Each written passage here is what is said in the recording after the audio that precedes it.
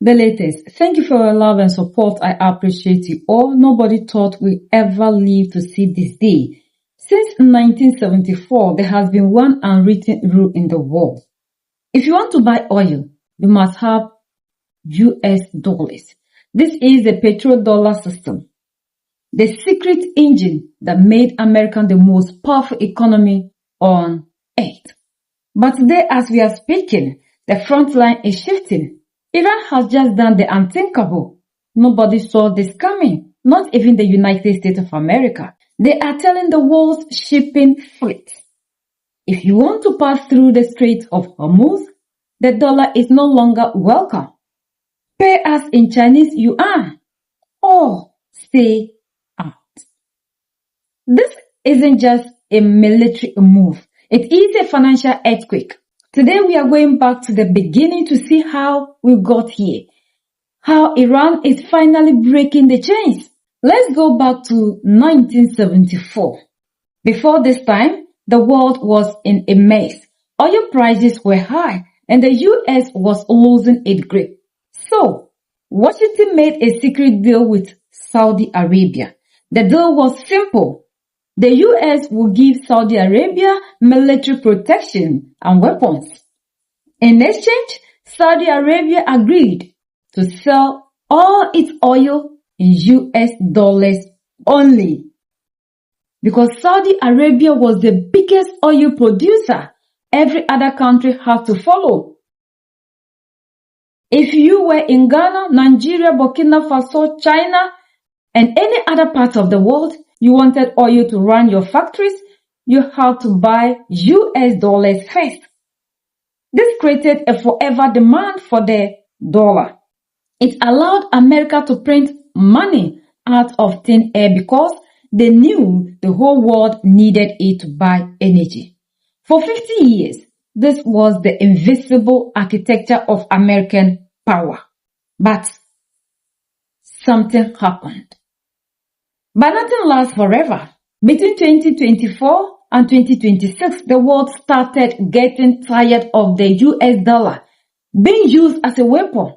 Russia and China began trading in their own currencies. Saudi Arabia, the very country that started the deal, then a digital payment platform called the M-Bridge to settle trades without the dollar. Even that same country that brought the whole world into this became tired of the US dollar. The infrastructure was ready, but the world needed a forcing function, a reason to stop talking and start acting. This is where Iran comes in. Look at the map, the Strait of Hormuz, the most important oil checkpoint in the world. 20 million barrels of oil pass through there every blessed day. Since the conflict began in February 2026, Iran has effectively closed this gate to Western ships. But here is the masterstroke. Iran isn't blocking everyone. They are telling Asian countries like India, Indonesia, and Vietnam, you can have your oil, but you must settle the trade in Chinese yuan.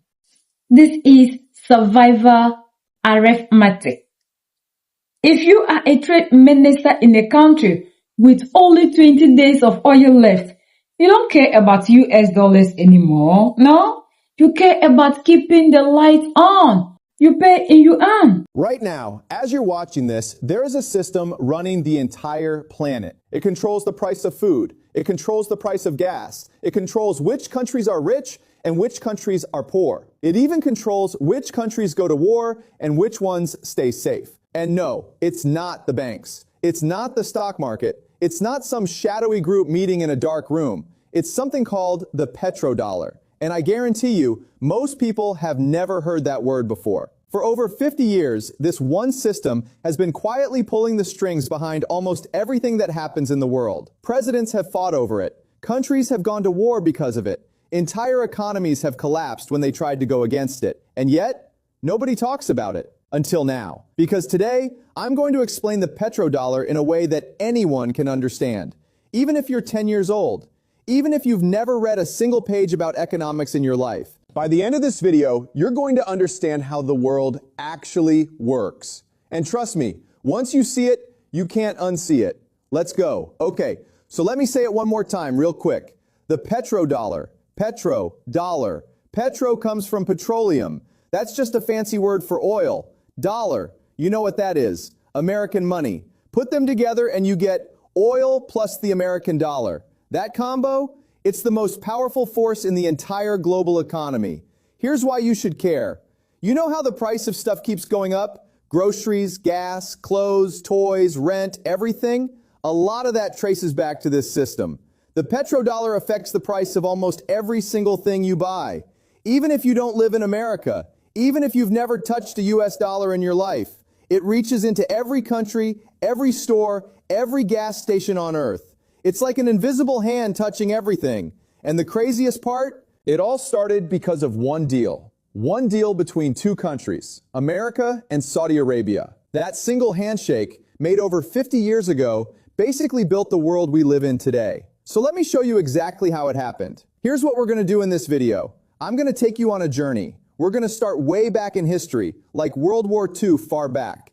And we're going to walk step by step through how the American dollar became the king of all money. Then I'm going to show you the exact moment when that power almost fell apart. And then I'm going to show you the genius and kind of sneaky move that America made to keep its dollar on top of the world. That move? That's the petrodollar. After that, I'll break down exactly how this system works today, how the money flows, where it goes, and why it's so hard for any country to escape it. And finally, we'll talk about what's happening right now. Because some really big countries, like China and Russia, are trying to break free from this system. And if they succeed, it could change everything. So buckle up. Let me show you the real story. But before we get to the big deal between America and Saudi Arabia, we need to start at the very beginning. And the beginning isn't about money. It's not about politics. It's about one simple thing: oil. Black, sticky, smelly oil. Because without understanding why oil matters so much, the petrodollar won't make any sense. So let's start there. Let me ask you a question.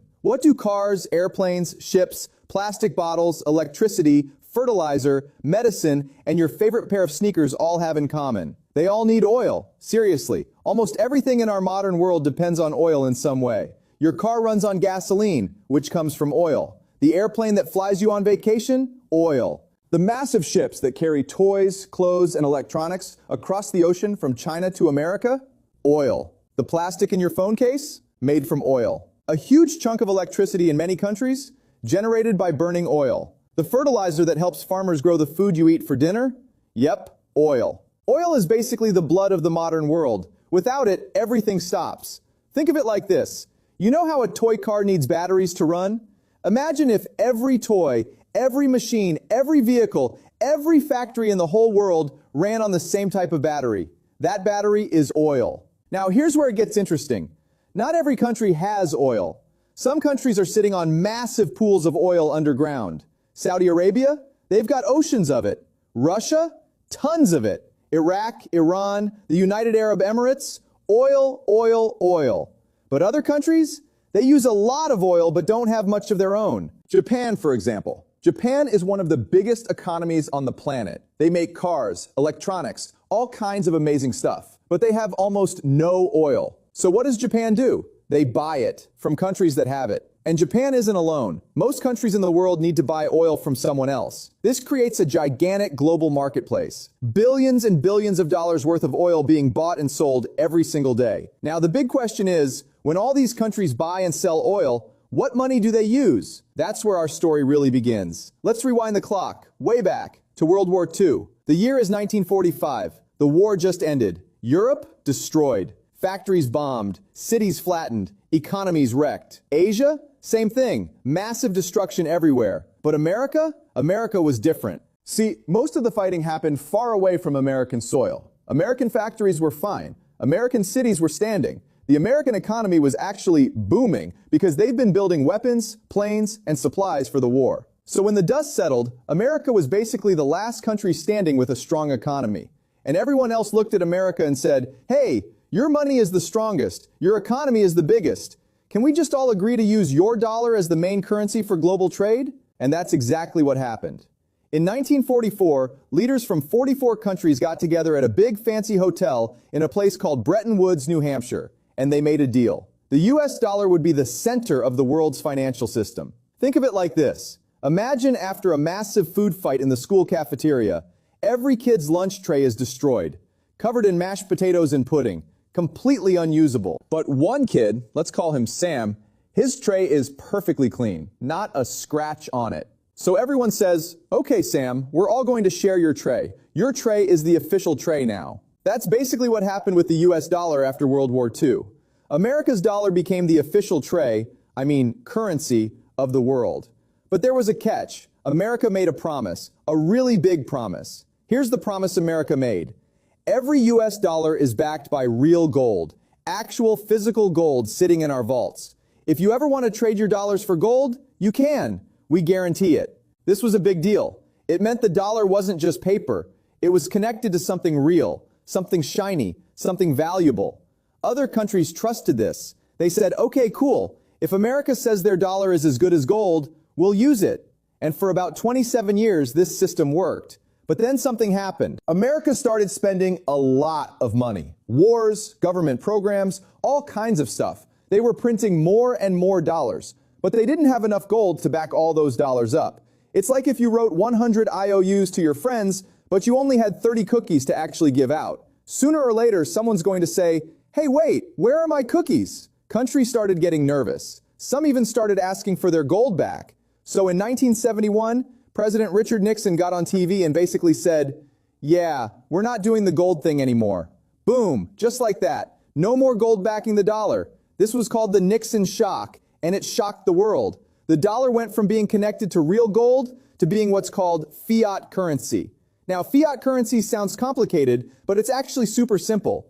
Fiat currency is money that has value because everyone agrees it has value. There's no gold behind it, no silver, no diamonds, just trust. Think about monopoly money. Those colorful little bills don't have any real value, right? But when you're playing the game, everyone agrees that the orange $500 bill is worth $500. It works because everyone playing the game believes in it. That's basically what fiat currency is. Real-life monopoly money. Now, you might think that after Nixon broke the gold promise, everyone would stop trusting the dollar, but they didn't. Why? Because the American economy was still the biggest in the world. The American government was still considered stable and trustworthy. And most importantly, everyone was already using dollars for trade. It was just easier to keep going. But America knew it needed something more to keep the dollar on top. It needed a new anchor, a new reason for the whole world to need dollars. And that's when everything changed. The year is 1973, just 2 years after Nixon dropped the gold standard. A war breaks out in the Middle East. It's called the Yom Kippur War. Israel is fighting against Egypt and Syria. And America? America is helping Israel. This makes the Arab oil-producing countries furious. So they do something dramatic. They say, fine, if you're going to help Israel, we're going to stop selling you oil. Just like that, they turned off the tap. This group of oil countries was called OPEC, the Organization of the Petroleum Exporting Countries. And when OPEC stopped selling oil to America and its allies, chaos erupted. Oil prices didn't just go up a little, they went up 4 times. Imagine if gas cost $2 today, and tomorrow it suddenly cost $8. That's what happened. People couldn't afford to fill up their cars. There were massive lines at gas stations. Some gas stations just ran out completely. Factories slowed down. Prices of everything went up because it cost more to transport goods. The economy was in serious trouble. America realized something really important in that moment. Oil was the most powerful resource on Earth. Over 55 billion US dollars has already been processed through this system. The yuan just hit its strongest level in years because sadly, it's the only currency that can buy you passage through the strait. What a beautiful day in the history of the world. For 50 good years, the US Navy and the US dollar ruled the seas. But today, the Pentagon admits it doesn't have the capacity to escort every ship. The shadow war has moved from missiles to bank accounts. When Iran demands yuan, they are striking at the heart of American financial power. They are proving that the world can function without the dollar. If Saudi Arabia officially follows this lead and starts invoicing China in Yuan, the 50-year-old petrodollar system is officially dead. The petrodollar doesn't die overnight, but at the Strait of Hormuz right now, the data shows it bleeding out. It is bleeding out. Iran has taken the choice away from the world and turned it into a necessity. The front line is moving. The dollar is no longer the only king on the water. What do you think? Is the age of the US dollar finally over? Or can Washington find a way to plug the leak? Leave your comments below. This is the latest Yuan. We stay on the front line, so we stay informed. Don't forget to like, subscribe, and share. This is the best times to live if only you understand what is happening in the world. People are so tired of one thing ruling the whole world, one currency. And everybody was thinking, and this was how BRICS came into being. Because everybody in the world was now trying to find a way to collapse the US dollar. And it's like the United States of America itself brought this upon itself. And that is why sometimes they say, in everything, we need to be, because you find some good thing out of it. The world is now at peace because even though some can't come out openly to admit how happy they are, but you can see that everybody is finally smiling and everybody is hoping that this will prolong so that finally we have a new change of hand. So the power would shift away from people who are using it in the other way. And Africa is going to help us because our currencies are being weakened day in, day out because of this dollar system. So it's a good sign for other people. Iran is like Iran is breaking some chains and rewriting history, rewriting the rules for the world. What other people are trying to do and they couldn't do, Iran has just made it very simple for the world. Like the way it was made simple by Saudi Arabia. Things are changing. Everything began in the Middle East and the change is also starting in the Middle East as well. We are the only ones that can set ourselves free. United we stand, divided we fall, and united we keep standing forever and ever. The greatest enemy of the African is mental slavery. So let's decolonize ourselves from mental slavery. Let's keep sharing to educate our brothers and sisters. Together we'll make Africa great for ourselves and the next generations that are going to come. So that's the latest around the world, Middle East, and in Iran.